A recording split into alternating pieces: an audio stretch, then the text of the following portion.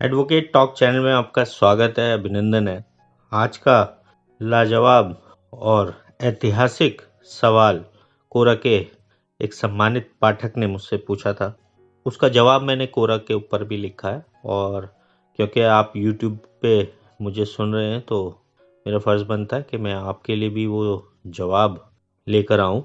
आप सोच रहे होगे ऐतिहासिक क्यों है, तो सवाल सुनते ही आपको समझ में आ जाएगा कि ये सवाल ऐतिहासिक क्यों है। क्योंकि जो सवाल में इसमें क्वेश्चन पूछा गया है वो सवाल अपने आप में ऐसा है कि जिसको अभी तक शायद हिंदुस्तान के अंदर अप्लाई नहीं किया गया, कहीं भी किसी भी कोर्ट में उसको किसी भी शख्स ने अभी तक अप्लाई नहीं किया। तो आप जानने को उत्सुक हो गए कि साहब सवाल क्या है, तो ठीक है, सीधे सवाल पे आते हैं। तो उनका सवाल था कि दहेज लेना और देना दोनों ही अपराध हैं, तो क्या एक पति अपनी पत्नी के ऊपर दहेज देने का आरोप लगाकर उसको दंडित करवा सकता है?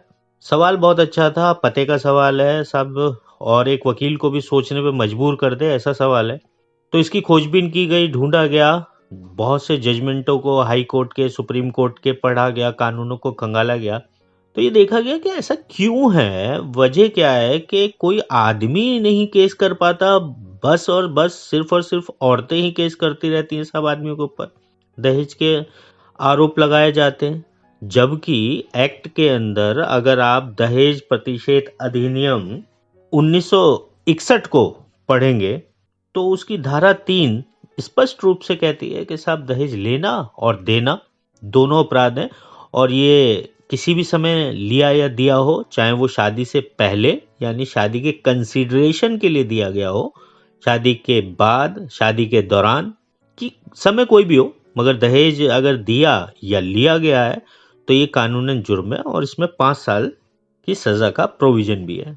मगर सिर्फ औरतें क्यों डालती हैं, आदमियों को क्यों नहीं अधिकार है? जबकि औरत इस बात को कोर्ट के अंदर एडमिट भी करती हैं कि हाँ, हमने इतना इतना दहेज दिया, हमसे मांगा, बुलेट मांगी, बड़ी कार मांगी, या कोई गिफ्ट लिया, कोई घर लिया, कुछ भी, पैसा हो, नगद हो, और बड़े शान से लिखा भी जाता है कि साहब हमने ये चीज़ दी और इन्होंने ये चीज़ ली, और ये वाली चीज़ हमने नहीं दी इनको दहेज में, इसलिए इन्होंने साहब हमारे साथ मारपीट करी और दुर्व्यवहार किया, इसलिए साथ में 498A 3/4 दहेज अधिनियम और डोमेस्टिक वायलेंस, CRPC 125 का खर्चे का मुकदमा, जाने क्या क्या मुकदमे एक आदमी के ऊपर लग जाते हैं। तो अब ये सवाल पूछा गया तो एक वकील के नाते मैंने इस सवाल के ऊपर अध्ययन किया। मैंने तो देखा कि हाँ, ऐसा हुआ होगा ज़रूर कहीं ना कहीं, तो जब कानून में लिखा है तो। मगर साहब आप जान के हैरान होंगे कि ये कानून में है प्रोविजन कि दहेज लेना और देना दोनों अपराध है, मगर उसके बावजूद भी अभी तक कोई आदमी सक्सेस नहीं हुआ कि वो अपनी पत्नी के ऊपर दहेज का मुकदमा लिखवा सके। मगर अगर आप इस सवाल का जवाब मुझसे चाहते हैं, और मुझसे पूछा गया था, तो मैंने इस सवाल का जवाब दिया था, जी हाँ, कोई भी पति जिसको दहेज दिया गया हो वो अपनी पत्नी या उसके परिवारजनों के ऊपर दहेज देने का मुकदमा लिखवा सकते। तो इसमें उस डेफिनेशन में नहीं जाते कि दहेज क्या है क्या नहीं। आप अगर साधारण भाषा में समझे तो दहेज का मतलब है कि विवाह के कंसिडरेशन के लिए कोई भी रकम, पैसा, गिफ्ट दिया जाता है तो वो दहेज है। ये सुप्रीम कोर्ट ने अपने जजमेंट्स में बिल्कुल साफ कर दिया, और एक्ट में भी यही लिखा हुआ है। मगर जब धारा 3 को हम पढ़ते हैं तो ये लिखा है कि यदि कोई व्यक्ति इस अधिनियम के प्रारंभ होने के पश्चात दहेज देता है या लेता है अथवा लेने या देने के लिए दुष्प्रेरित करता है, दुष्प्रेरित से मेरा तात्पर्य उकसाता है, तो वह ऐसी अवधि के कारावास से जो 5 वर्ष से कम की नहीं होगी और जुर्माने से जो 15,000 रुपए या ऐसे दहेज के मूल्य की रकम से जो भी अधिक हो से दंडित किया जाएगा। ऐसे दहेज के मूल्य से तात्पर्य है कि जो भी दहेज लिया गया है, जितने का आरोप लगाया गया है या दिया गया है, उसके दुगने तक की रकम का जुर्माना हो सकता है और 5 साल तक की सजा हो सकती है। तो इतना गंभीर प्रोविजन है, फिर भी साहब खुलेआम धड़ल्ले से दहेज दिया जाता है, लिया जाता है, और सिर्फ अगर कहीं सजा की बात आती है तो सिर्फ आदमी को ही दंडित क्यों किया जाता है, औरत को क्यों नहीं किया जाता? अब आप शायद समझे होंगे कि मैंने इस सवाल को ऐतिहासिक क्यों कहा। ऐतिहासिक इसलिए है क्योंकि आज तक हुआ ही नहीं क्या आदमी ने साहब औरत को दहेज के मुकदमे में सजा करवाई हो। मगर ऐसा भी नहीं है कि कभी ऐसी कोशिश नहीं की गई। कोशिश की गई साहब, कोशिश की गई, और उस कोशिश का नतीजा नेगेटिव में निकला, यानी उस आदमी की सुनवाई नहीं हुई। मगर मैं आपको बहुत आसान भाषा में, बिल्कुल आप परेशान ना हो सुनने वाले मेरे श्रोतागण, तो मैं आपको एक आसान भाषा में ये बात समझाता हूँ। उस केस का भी नाम मैं आपको बताता हूँ। केस था, सबसे पहला केस आया पूजा सक्सेना वर्सेस स्टेट। ये दिल्ली हाई कोर्ट में आया केस। और इस केस में ये हुआ साहब कि पत्नी ने एडमिट कर लिया कहीं ना कहीं कि साहब ऐसे ऐसे सब मैंने इतना इतना दहेज दिया है और इसने जो मेरे से इतना दहेज लिया है।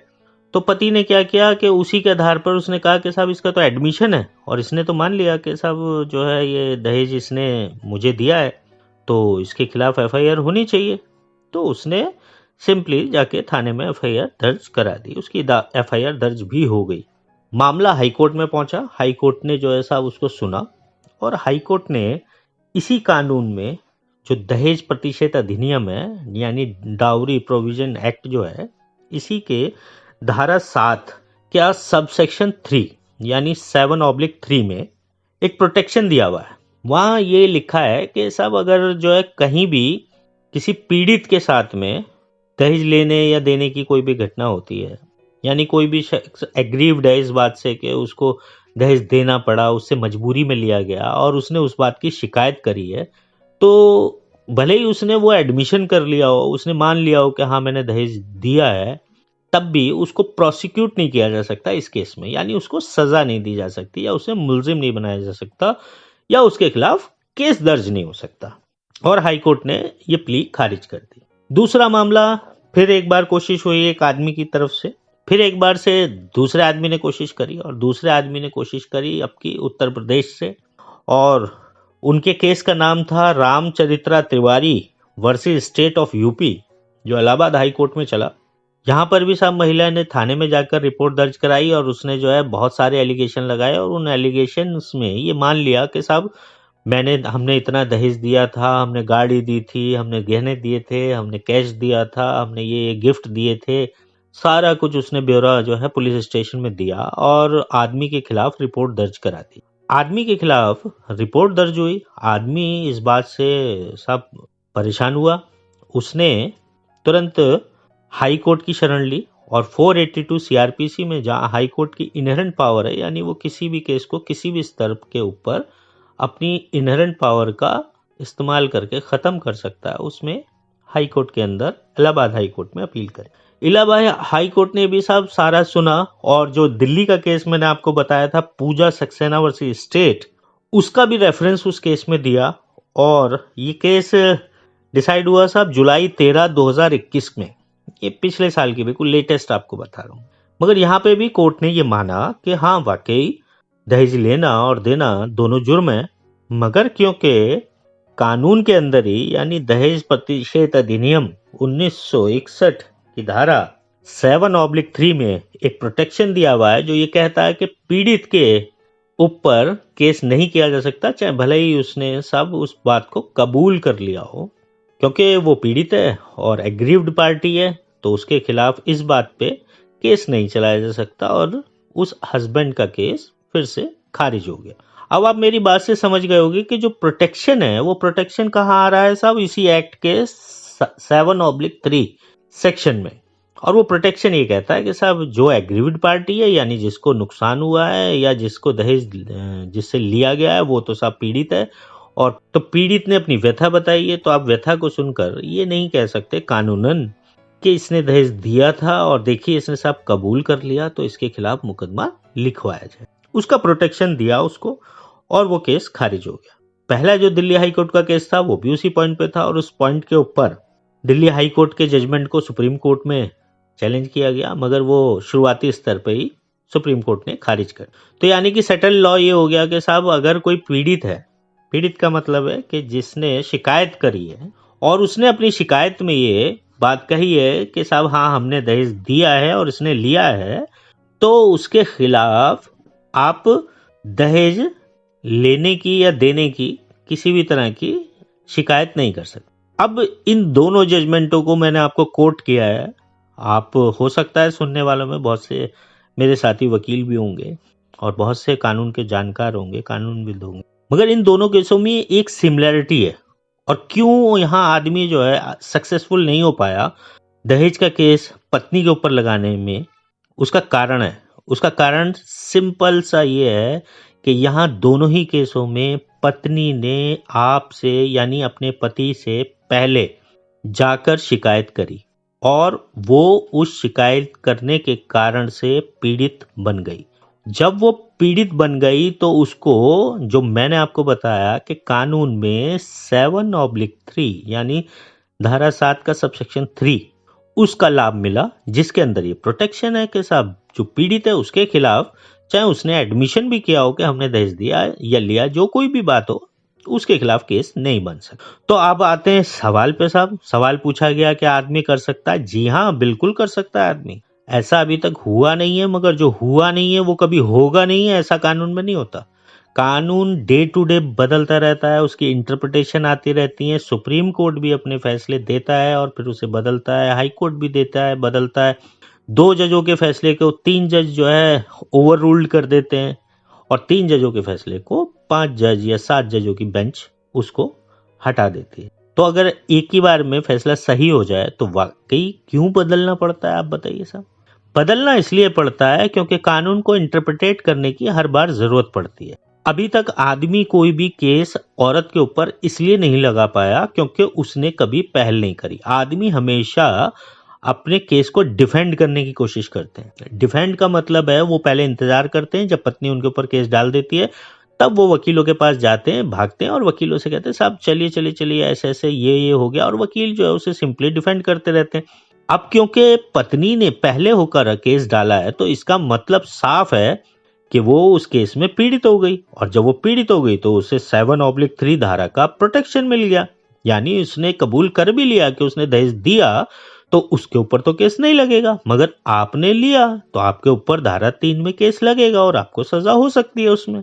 तो यदि आप या कोई भी आदमी केस लगाना चाहते हैं और वाकई चाहते हैं कि कानून को समझा जाए और कानून को सही रास्ते पर लाया जाए, तो एक बार ये कोशिश करके देखिए जो मैं आपको बता रहा हूं। पत्नी का अगर आपको ये पता चल जाए कि या शादी आपकी मान लीजिए तय हुई, शादी तय होने पर आपको कुछ मंगनी में दहेज वगैरह दिया गया, और शादी कई बार आप जब तोड़ने लगते हैं उस स्टेज पे किसी भी कारण से लड़की का कोई अफेयर निकल आया या कोई और बात आपको ऐसी लगी कि साहब आपको अब ये शादी आगे नहीं बढ़ानी, तो आम तौर पर लड़की पक्ष की तरफ से ये धमकी दी जाती है कि आपने अगर शादी तोड़ी तो आप लोगों के खिलाफ दहेज का केस कर दिया जाएगा। क्योंकि दहेज के केस में सीधा सा है, शादी होनी जरूरी नहीं है। जैसे मैंने आपको बताया उसका जो डेफिनेशन है वो धारा 2 में दी गई है और उसमें साफ लिखा हुआ है कि साहब शादी से पहले, शादी के दौरान या शादी के बाद कभी भी दहेज का केस किया जा सकता है, या दहेज मांगा या दिया या लिया जा सकता है। तो वहां लड़के को साहब धमकाया जाता है। आपको अगर धमकी मिलती है और आपको इस कानून को पलटना है और वाकई इस कानून को समझना है, तो आपको पहले शिकायत करनी पड़ेगी। ये मामले में आप कोई भी पति हैं या पति होने वाले हैं, आपकी शादी होने वाली है, यदि आपको ये कहीं से भी आशंका उत्पन्न हो जाती है कि आपके खिलाफ दहेज उत्पीड़न का केस लगेगा, तो आपको पहल करनी होगी। और शायद आप देश में पहले व्यक्ति होंगे जो इस मामले में सक्सेसफुल होंगे, और वो इसलिए होंगे क्योंकि ये सवाल आने के बाद इसके ऊपर बहुत मेहनत की। मैंने अपने कुलीग से कम से कम मैंने 20 वकीलों से इस बारे में चर्चा की होगी, और सभी वकीलों का यही एक मत था कि वाकई हाँ ये मामला उठना चाहिए, जाना चाहिए, किसी न किसी को इसमें आवाज उठानी चाहिए और करना चाहिए।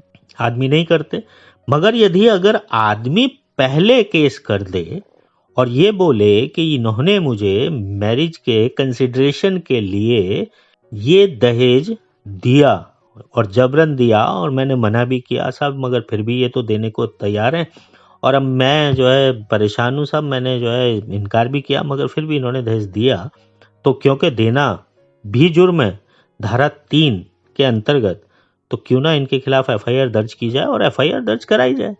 अब ज्यादा से ज्यादा क्या होगा, इंस्पेक्टर लिखेगा या नहीं लिखेगा, कोर्ट में जाएगा मामला।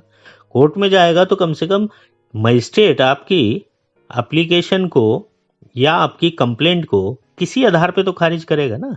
अब इससे आपको एक बड़ा बेनिफिट हो सकता है जो भविष्य में आपको मिल सकता है। वो सबसे बड़ा बेनिफिट जो महिला उठाती रही वही बेनिफिट आप भी उठा पाएंगे।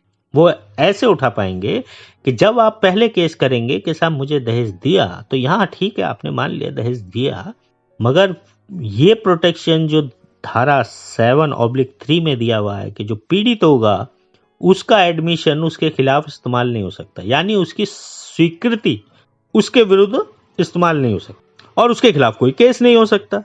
तो अब यहाँ एक लीगल पॉइंट और या एक लीगल पेच ऐसा फंस जाएगा कि आपकी पत्नी चाहकर भी आपके ऊपर केस नहीं कर पाएगी।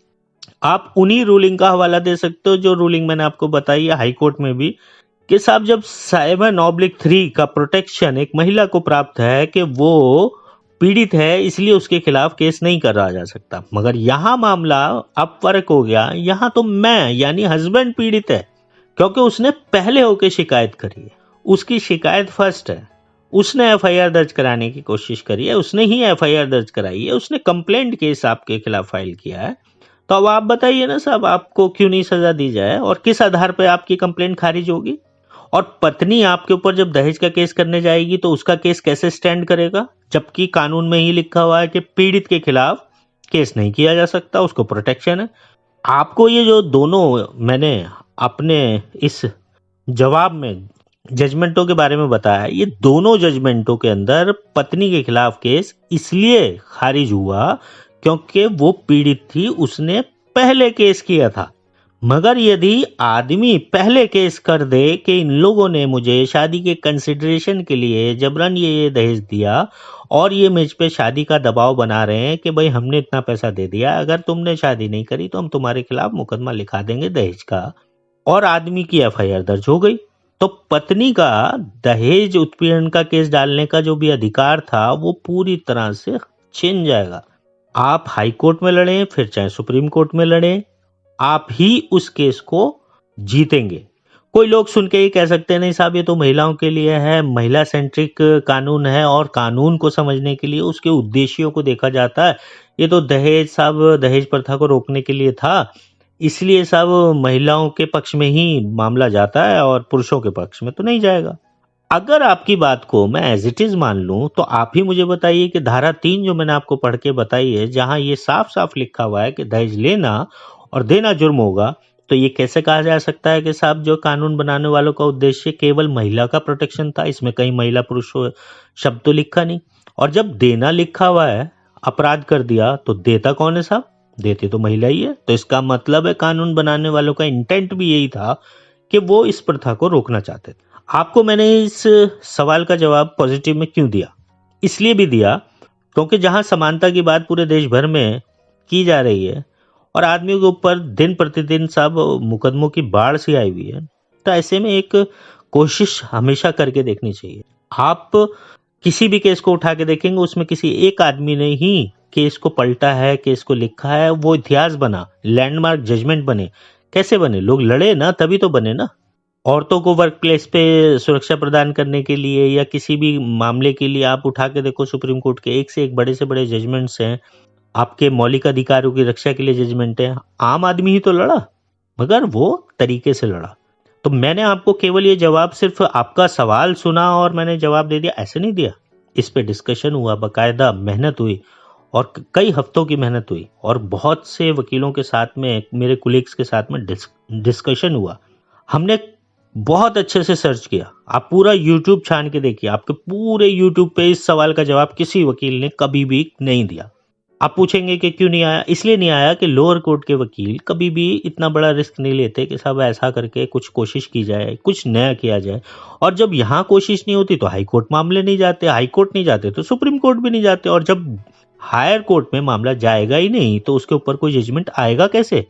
और जब कोई जजमेंट ही नहीं आएगा तो कोई वकील अपनी तर्क बुद्धि से कैसे उस बात का आपको जवाब देगा?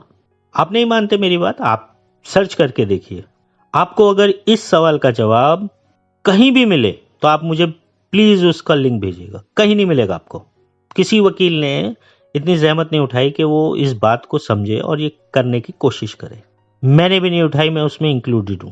मगर मेरे पास ये जब जवाब आया, मैंने इस पे जो है रिसर्च करी, इसको पढ़ा, इसको समझा, इससे संबंधित जजमेंट्स को पढ़ा, तो उसमें एक ही कमी निकल के आई, जो आदमी अक्सर करते हैं वो ये कि पत्नी के एडमिशन के बाद, यानी जब वो शिकायत कर देती है उसके बाद उन्होंने ये प्ली ली कि साहब इसने तो मान लिया और इसको भी साहब दोषी बनाया जाए क्योंकि इन्होंने दहेज दिया है, मैंने लिया है। आप भी तर्क बुद्धि से यही कहेंगे साहब इसने मान लिया, मगर इसी कानून के अंदर एक प्रोटेक्शन दिया हुआ है। वो सिर्फ महिला को या पुरुष को अलग से लिख के नहीं दिया हुआ, वो प्रोटेक्शन यही है कि अगर इसमें कहीं पे भी वो पीड़ित होगा जो भी शख्स, उसके ऊपर केस नहीं लग सकता साहब, चाहे भले ही उसने एडमिशन भी कर लिया हो।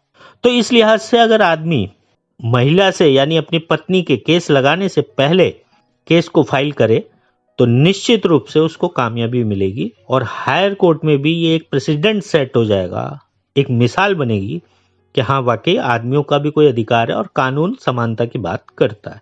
आप बहुत से श्रोतागण सुन रहे होंगे, मैंने आपको धाराओं से, जजमेंटों के हिसाब से, तर्क शक्ति के हिसाब से समझाया। आप किसी अपने वकीलों से बात कीजिए, समझिए उस बात को, देखते हैं ना कि वो वकील क्या आपको जवाब देते हैं। आपको जजमेंटों के नाम बताया, आप वो जजमेंट निकाल के पढ़ सकते हो। अगर आपको उसमें भी कोई असुविधा होगी तो आप मुझे कमेंट्स बॉक्स में लिख के बोल सकते हो, मैं उन जजमेंटों का लिंक आपको भेज दूंगा, आप सीधा जाके फिर वहां पढ़ सकते हो उसको। आप समझिए और अपने जिस भी स्तर पर इसका इस्तेमाल करना चाहते हैं, मेरे वकील भाई करना चाहते हैं या कोई क्लाइंट करना चाहते हैं या कोई परेशान लोग हैं वो करना चाहते हैं, बहुत सारे ऐसे केस हैं। आपको लगेगा कि नहीं साहब ऐसा कौन होता है कि इसको दहेज लेना बुरा लगता है साहब, ऐसे बहुत सारे केस हैं। अभी हमारे पास जो है पिछले साल ही एक केस आया था, उसमें लड़की के घर वालों ने शादी तय कर दी अपनी बेटी की। लड़का बहुत अच्छा था, पढ़ा लिखा था, सुशील था, और लड़के ने साहब थोड़ी सी छानबीन करी, उसने उसका फेसबुक इंस्टा वगैरह खंगाला तो उसको पता चला साहब उसका एक नहीं तीन तीन बॉयफ्रेंड थे और उन तीन तीन बॉयफ्रेंड से उसके बहुत अच्छे संपर्क थे, उनसे वो मिलती थी, बात करती थी और बहुत सारी, फिर उसने उससे बातचीत करी, उससे मिला, उसके फ़ोन को उसने चेक किया किसी दिन तो उसने देखा उसके अंदर बहुत सारी अश्लील चैट भी थी। तो उसने उस लड़की से कहा कि साहब मैं तुमसे शादी नहीं कर सकता और तुम अपना रास्ता अलग देखो और मैं अपना रास्ता अलग देखता हूँ। लड़की ने ये बात जाकर अपने घर में बताई तो उसके घर वालों ने बहुत सा दहेज लिया, बहुत सारे गिफ्ट लिए, बर्तन लिए और दुनिया भर की चीज़ें ली, एक मोटरसाइकिल खरीदी लड़के के नाम से और वो ले जाकर साहब जबरन उसके घर में ले जाके उसको दे दी। उसके घर वालों ने कहा साहब हम शादी नहीं करना चाहते। कह रहे करना चाहते हो नहीं करना चाहते भाई, ये तो सामान हम ले आए, ये रखो। और वो रखवा के चले गए और उसके बाद भी लड़के वालों की और पंचायत हुई तो उन्होंने साहब, लड़की वालों ने साफ साफ कहा, कहने लगे भाई देखो ये दहेज वहेज तुम्हें दे दिया था और अब क्योंकि तुम्हें ये दहेज दे दिया है तो अब अगर तुम शादी से मुकरते हो तो हम तो यही कहेंगे कि तुम्हें दहेज कम मिला इसलिए तुमने शादी से इनकार किया और तुम्हारे ऊपर दहेज उत्पीड़न का मुकदमा लगाएंगे और फिर 5 साल की सजा होगी और जितना दहेज दिया है इसके दुगने तक का तुम पे जुर्माना होगा। लड़का साहब बहुत परेशान हुआ, उसने जो है दुखी होके सलाह ली हमसे। हमने खैर उसको जितनी उचित सलाह हो सकती थी दे सकते थे दी। बहुत अच्छा हुआ, खैर उसका मामला जो है निपट गया। लड़की वाले अंत में मान गए, उनके गांव की पंचायत वगैरह हुई, उस पंचायत में दहेज वहेज की वापसी हो गई। मगर यदि नहीं होती तो उस लड़के को मजबूरी में शादी करनी पड़ती ना, एक आवारा लड़की के साथ में, तो उसका जीवन कैसे गुजरता। अगर ये बात जो आज हम कर रहे हैं ये अप्लाई कर दी जाती तो लड़के के पास रेमेडी आ गई थी, वो जाकर सीधा थाने के अंदर रिपोर्ट दर्ज करा सकता था कि साहब इन लोगों ने दहेज दिया मुझे और देकर शादी का दबाव बना रहे हैं और बोल रहे हैं कि अगर तुमने जो है शादी नहीं करी तो तुम्हारे खिलाफ दहेज उत्पीड़न का मुकदमा लिखा जाएगा। इसलिए श्रीमान जी से प्रार्थना, मेरी FIR दर्ज करके इनके ऊपर उचित कार्रवाई की जाए। अगर वो ऐसा कर देता तो निश्चित रूप से मैं आपको एक वकील होने के नाते पूरी जिम्मेदारी से बता रहा हूँ कि उसके ऊपर कार्रवाई होती, और ऐसी कार्रवाई होती तो एक प्रेसिडेंट सेट हो जाता, एक रास्ता खुल जाता है आदमियों के लिए। और जो अभी तक आदमियों के पास कोई रेमेडी नहीं रहती किसी भी तरह का कोई केस करने की, कि वो रेमेडी आ जाती और हस्बैंड भी दहेज उत्पीड़न का केस यानी दहेज देने का केस लड़की पक्ष के ऊपर कर सकते थे। तो बस अंत में इतना ही कहना चाहूंगा साहब कि सवाल का जवाब है हाँ, आप अगर पति हैं या होने वाले पति हैं तो आप अपनी पत्नी पर दहेज उत्पीड़न का case under section 3 dowry provision act 1961 के तहत कर सकते हैं और उसमें शिकायत करने के बाद आप पीड़ित बन के 7/3 धारा का लाभ ले सकते हैं, जिससे आपके ऊपर ना तो फिर दहेज का केस किया जा सकता है और ना ही आपको आपके एडमिशन के लिए कि आपने दहेज लिया, आपको प्रोसिक्यूट किया जा सकता है। तो एक ये बहुत बड़ा बचाव आपके लिए उपलब्ध हो जाएगा यदि आपने थोड़ा सा कानूनी रूप से ठीक वकील की सहायता से ये ऐतिहासिक प्रयास किया। तो बस अब अंत में इतना ही कहना चाहूंगा साहब, इतनी मेहनत करिए साहब, गला थक गया। तो आप चैनल को लाइक कीजिए, सब्सक्राइब कीजिए, बेल आइकन को दबाइए और साहब कुछ ना कुछ तो ज़रूर कीजिए, क्योंकि कुछ ना करने से कुछ करना बेहतर होता है। नमस्कार जनाब, धन्यवाद।